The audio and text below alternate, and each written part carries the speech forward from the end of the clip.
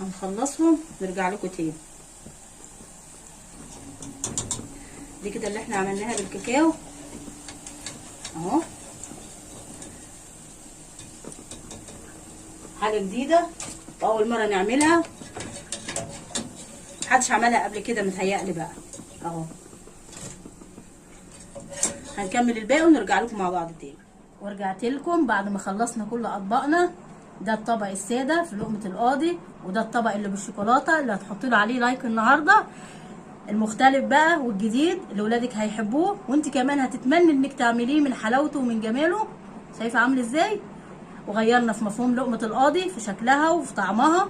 ويا ريت بقى تحطي لي كومنتات كتيره ولايكات كتيره وتشتركي في القناه وتفعلي زر الجرس عشان يوصل لك كل جديد. والسلام عليكم ورحمه الله وبركاته.